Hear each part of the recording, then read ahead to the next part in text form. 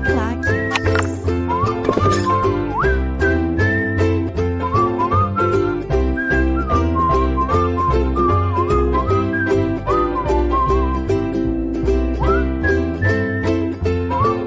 Olá pessoal! Nossa aula do dia de hoje versa sobre um tema muito bacana, que são os 30 anos da queda do Muro de Berlim. Muro de Berlim que dividia aí Berlim Ocidental, controlada pelos capitalistas, e Berlim Oriental, controlada pelos comunistas. Para a gente tentar entender essa questão, a gente precisa, antes de mais nada, construir uma linha do tempo. Essa linha do tempo é que ajuda a gente a pensar como solucionar questões de prova ou temas de redação. Então vem para cá. Primeiro a gente se recorda que durante a Segunda Guerra Mundial, de 1939 até 1945, nós tínhamos duas grandes forças lutando entre si. De um lado, as chamadas forças do eixo, que reunia lá a Alemanha, a Itália e o Japão. E do outro lado, nós tínhamos o grupo dos aliados, Estados Unidos, União Soviética, a antiga União das Repúblicas Socialistas Soviéticas, a Grã-Bretanha, a França liberta, mas também o Brasil, dentre outros que participaram ao lado dos aliados. A guerra termina em maio de 45 na Europa, com a derrota da Alemanha, e em agosto de 45, com as duas bombas nucleares jogadas sobre o Japão. O Japão, então, assina uma rendição incondicional aos americanos. Bom, a grande questão, então, é que, embora Estados Unidos e União Soviética fossem aliados durante a Segunda Guerra Mundial, já no finalzinho da Segunda Guerra Mundial se prenunciaria um longo período que nós chamamos de a Velha Ordem Mundial, também conhecido como bipolaridade, onde a porção oeste do planeta seria basicamente capitalista com a liderança dos Estados Unidos e a parte leste basicamente comunista com a liderança da União Soviética. Essa velha ordem mundial, essa bipolaridade, ela dura do final da Segunda Guerra Mundial até 1991, quando então a União Soviética deixa de existir. Antes da gente avançar, vamos colocar isso no quadro para ter material para estudar. Vem para cá. Então, pessoal, vamos nos recordar, né? Nós estamos falando da queda do Muro de Berlim, mais especificamente dos 30 anos da queda do Muro de Berlim. E para que a gente compreenda esse fato histórico tão importante, é preciso que a gente lembre do período anterior. Então vamos lá. Na Segunda Guerra Mundial, que dura de 1939 até 1945, nós temos dois grandes grupos opositores. De um lado, as chamadas forças do eixo, que incluíam a Alemanha, de Adolf Hitler, a Itália, do ditador Benito Mussolini, e o Japão. Do outro lado, você tinha o grupo, vamos melhorar isso aqui, você tinha o grupo dos aliados. E durante a Segunda Guerra Mundial, os aliados incluíam os Estados Unidos, a União das Repúblicas Socialistas Soviéticas, a Grã-Bretanha,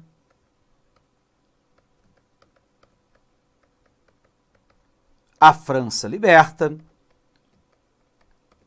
o Brasil, etc. Essa guerra, como dissemos, termina em maio de 45 na Europa e em agosto de 45 no Japão. O período que vai suceder imediatamente a essa Segunda Guerra Mundial ficará conhecido lá como a velha ordem mundial. Então, o que eu tenho, né?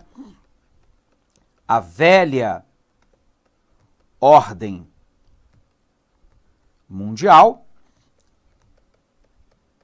que vai de 1945, portanto, final da Segunda Guerra Mundial, até 1991, com o fim da União Soviética, também é chamado de bipolaridade.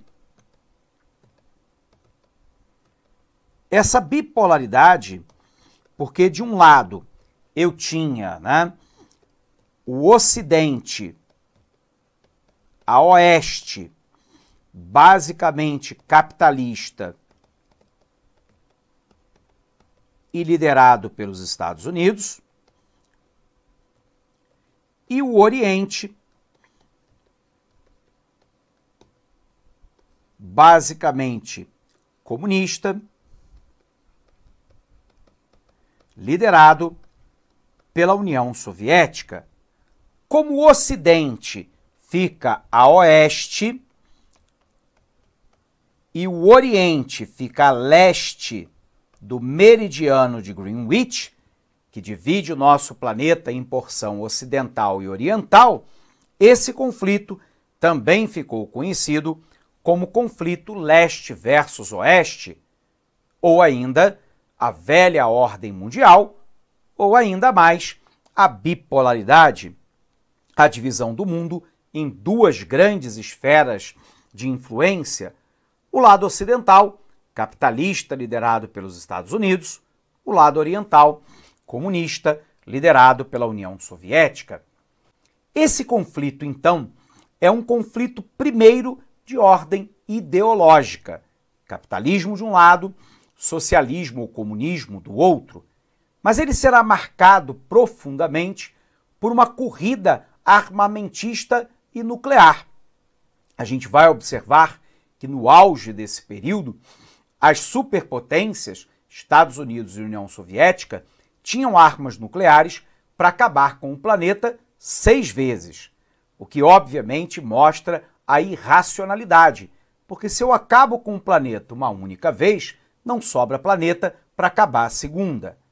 Por um outro lado, além de ser lá uma disputa ideológica, uma disputa armamentista e nuclear, era também uma disputa por espaço político dentro do mundo. E assim que terminou a Segunda Guerra Mundial, tanto os soviéticos quanto os Estados Unidos, a Grã-Bretanha e a França resolveram então dividir o território alemão entre as duas grandes partes, capitalista e comunista. Sendo assim, surgiu na porção ocidental a República Federal da Alemanha, capitalista, liderada pelos Estados Unidos, e no lado oriental, a República Democrática da Alemanha, comunista e sob forte influência da União Soviética. Só que aqui nós tínhamos um problema. Qual é o problema? Berlim ficava no lado oriental. Antes da gente continuar, vamos para o quadro. Então, o que a gente sabe, né? Que essa velha ordem mundial, ela foi marcada, a bipolaridade, ela passa a ser marcada por uma disputa de ordem ideológica, capitalismo versus comunismo, é uma disputa armamentista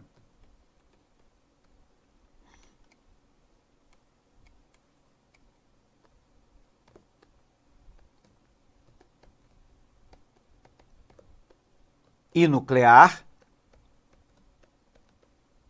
e é uma disputa por área de influência. Então, observe que a disputa é ideológica, capitalismo versus socialismo, é uma disputa armamentista, é uma disputa de ordem nuclear e é uma disputa por área de influência. E sendo assim, logo após a derrota da Alemanha, a proposta dos aliados é a divisão da Alemanha em duas grandes áreas de influência. Então, se eu colocar aqui esquematicamente o território da Alemanha, a oeste eu tinha o que nós chamamos de Alemanha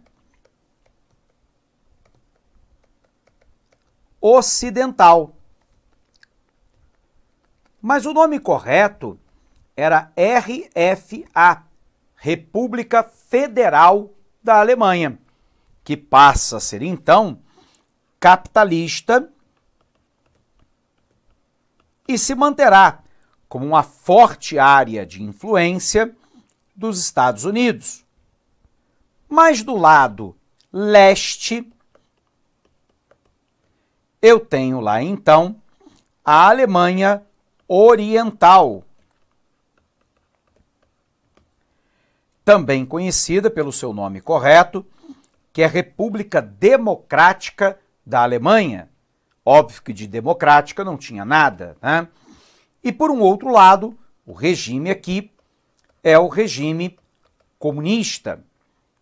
O grande ponto, contudo, é que a influência desse lado era da União Soviética. E o grande problema era que Berlim, então aqui está Berlim, Berlim ficava no lado oriental e, portanto, em tese, sob total influência da União Soviética. Contudo, a gente vai poder perceber que Berlim tem uma importância sob o ponto de vista, né, do imaginário de quem controla aquela região, portanto, tem uma certa importância sob o ponto de vista de que Berlim fica exatamente ou quase exatamente no centro da Alemanha. Por um outro lado, você tem então uma importância simbólica da ex-capital alemã e assim Berlim será então dividida ao meio. Berlim Ocidental, sob controle britânico, francês e americano, e Berlim Oriental, sob controle comunista e, portanto, da RDA, da República Democrática da Alemanha. A grande questão é que, durante algum tempo, os berlinenses podiam circular livremente de Berlim Ocidental para Berlim Oriental. Porém, as condições de vida em Berlim Ocidental eram muito melhores do que as condições de vida em Berlim Oriental. E, sendo assim, rapidamente havia uma evasão de berlinenses orientais em direção à área capitalista ocidental. E num determinado momento, na década de 1950, a Alemanha Oriental resolveu colocar um fim, um basta a esse processo migratório, alegando lá que havia necessidade da construção de um muro para que espiões ocidentais não influenciassem ou obtessem informações estratégicas da Alemanha Oriental. Verdadeiramente, do dia para a noite, foi erguido um muro dividindo Berlim Ocidental de um lado e Berlim Oriental do outro. Esse muro, com o passar do tempo, ele foi sendo seguidamente reforçado com minas terrestres, alargado, postos de observação, metralhadora, arame farpado, cães-guarda e qualquer berlinense oriental que tentasse pular o muro para Berlim Ocidental, na imensa maioria das vezes, foi mal sucedido porque foi morto pelas tropas do exército da Alemanha Oriental. Então observe aqui. Então observe que Berlim também foi dividida ao meio. Então aqui eu tenho, né, o Muro de Berlim,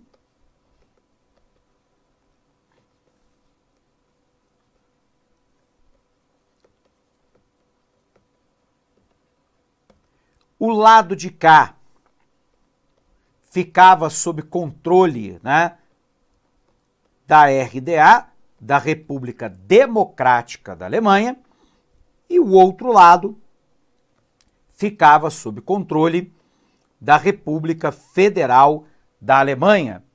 E, portanto, da década de 50 até o ano de 1989, por isso que nós falamos aí da importância geopolítica desse conhecimento, Berlim fora dividida ao meio. E essa divisão ao meio de Berlim, né, criará uma verdadeira cortina de ferro que se abaterá sobre a Europa.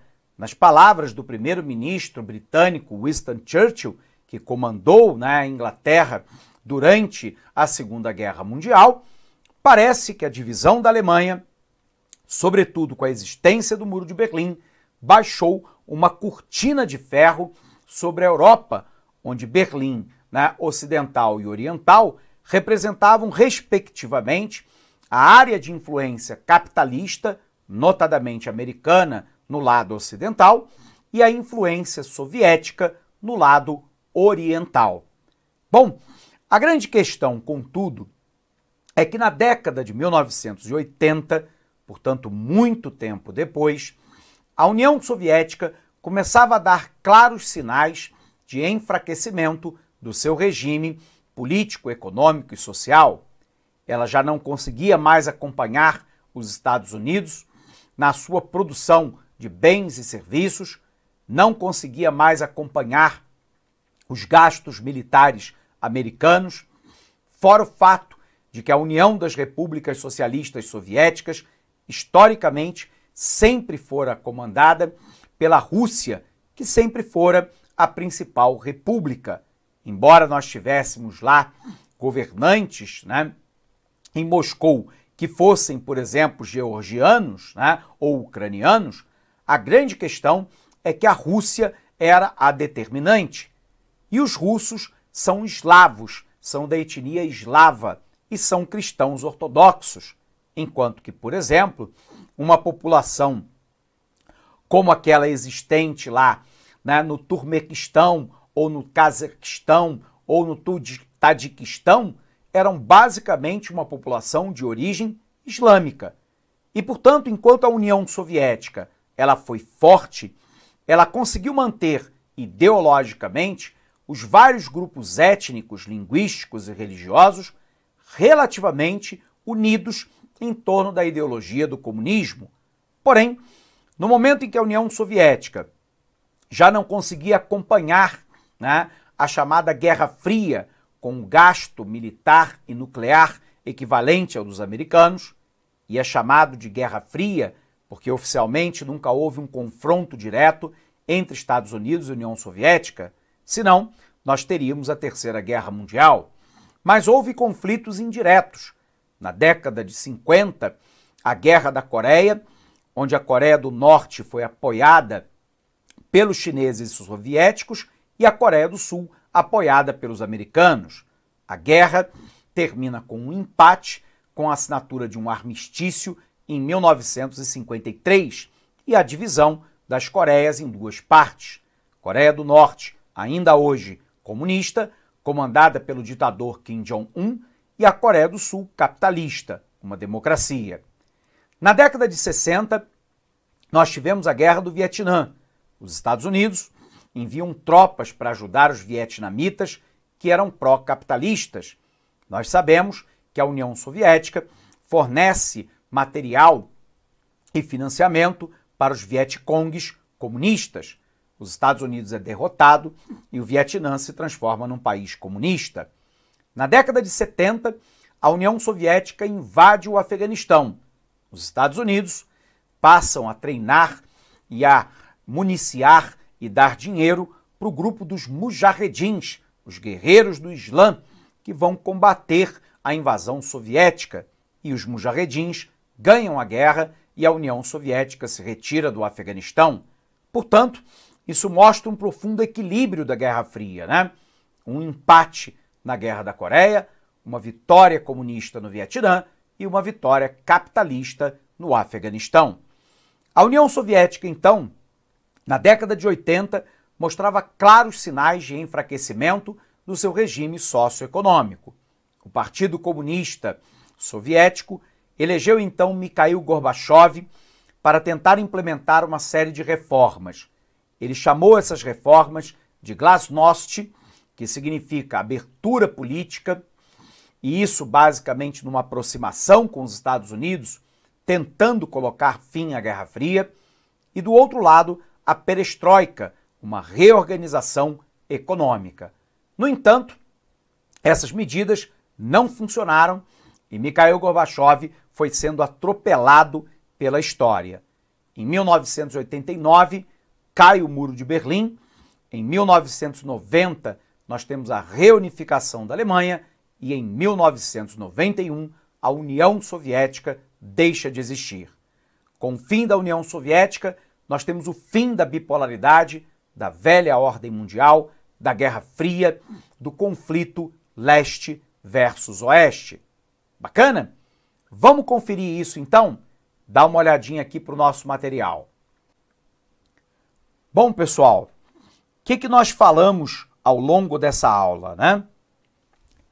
Que a queda do Muro de Berlim ocorreu em 9 de novembro de 89 e acabou por se tornar o símbolo do fim da Guerra Fria.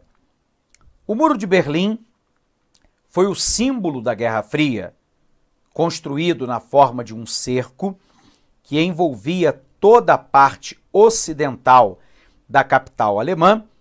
O Muro de Berlim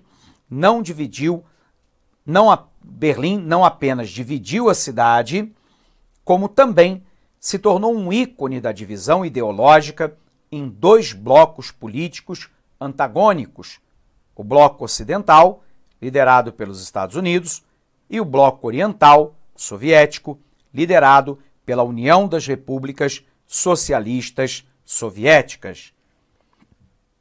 Observe aqui que uma verdadeira cortina de ferro caracterizou esse período da Guerra Fria, né? Então, observe lá que o bloco comunista, né, em vermelho, tinha lá os membros do Pacto de Varsóvia.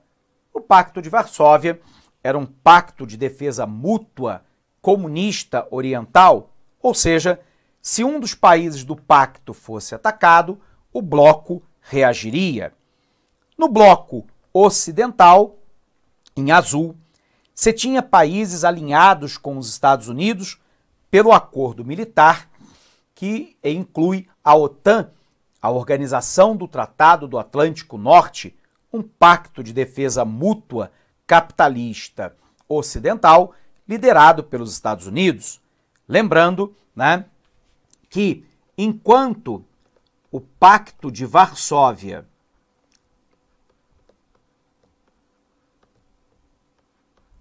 deixou de existir,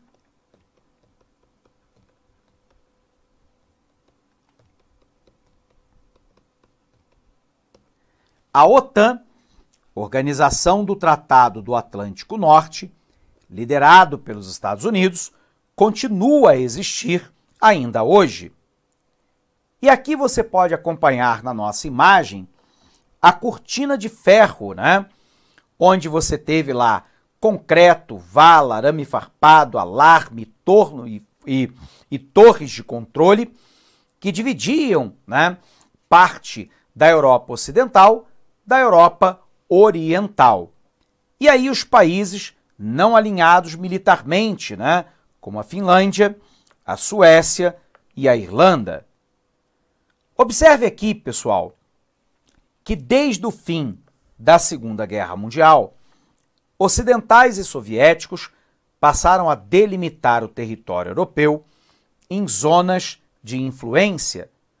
Como a Alemanha havia sido libertada do jugo nazista tanto por membros do que seria o bloco ocidental, isto é, Estados Unidos e Reino Unido sobretudo, quanto por soviéticos, o território do país foi dividido, criando dois novos países: a República Democrática Alemã, pertencente a zona de influência soviética, e a República Federal da Alemanha, que ficou sobre a zona de influência ocidental. O problema é que a capital, Berlim, ficava na parte oriental, portanto, sobre a zona soviética, mas sendo capital, uma parte dela também deveria pertencer aos ocidentais, ao bloco dito capitalista, e assim foi feito. Todavia, isso gerou uma ameaça para os soviéticos, pois apesar da divisão, havia um trânsito muito grande de pessoas de um lado para o outro da cidade. Consequentemente, os valores e benesses do mundo capitalista, como liberdade de consumo e de expressão, acesso a produtos industriais e culturais, acabavam, por contaminar o enrijecido padrão de vida imposto pelo comunismo soviético no lado oriental da cidade. A decisão de erguer o muro partiu então dos líderes da União Soviética e da Alemanha Oriental, respectivamente Nikita Khrushchev e Walter Ulbricht. O objetivo dos dois líderes era isolar Berlim Oriental, a fim de que não houvesse mais contato entre as duas realidades. Contudo, como dito, Berlim ficava na parte oriental da Alemanha, então, com um muro erguido, a única forma de ter acesso à parte ocidental da cidade ficou sendo aérea, por meio do aeroporto. Então, aqui a Alemanha Oriental, comunista, cuja capital era Dresden, e nós temos a Alemanha Ocidental, capitalista, cuja capital era Bonn. E aí, Berlim Ocidental, sob controle capitalista, e Berlim Oriental, sob controle comunista. O muro passou a ser erguido em 1961, mais precisamente na madrugada de 12 para 13 de agosto daquele ano, quando soldados da Alemanha Oriental começaram a divisão entre os dois lados da cidade, utilizando estacas e arame farpado. 2 anos depois, toda a estrutura já estava pronta, incluindo guaritas espalhadas por vários pontos, que passaram a ser ocupadas por soldados fortemente armados, com ordem de metralhar quem tentasse transpor as fronteiras do muro. A queda do muro acontece em 9 de novembro de 89. A partir da segunda metade da década de 80, a União Soviética passou a sofrer um colapso do seu modelo político e econômico. Observe aqui Berlim, Berlim Ocidental, que incluía o setor francês, britânico e americano, a construção do muro e os portões de acesso, que davam ligação muito controlada a Berlim Oriental. As reformas sugeridas pelo então líder Mikhail Gorbachev, conhecidas como perestroika, reorganização econômica, e glasnost, transparência política, a partir de 86, não tiveram êxito em seu objetivo, que era tornar mais flexível a economia soviética, sem, contudo, abandonar o comunismo e o modelo de controle estatal da economia e das relações sociais. As medidas de Gorbachev, resultando em fracasso, acabaram por estimular uma progressiva e rápida fragmentação da União Soviética. Muitas nações, atreladas ao poder central de Moscou, capital da Rússia e centro do poder soviético desde os anos 20, aproveitaram tal ocasião para romper com a União Soviética. Dessa ruptura foi formada a CEI, a Comunidade dos Estados Independentes. Então a gente tem uma sequência aqui que você tem que gravar, eu tenho lá, em 1989, a queda do Muro de Berlim.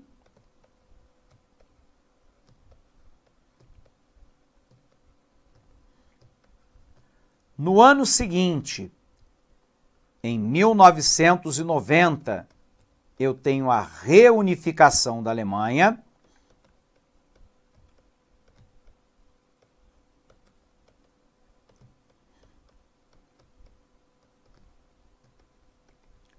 E em 1991, eu tenho o fim da União Soviética.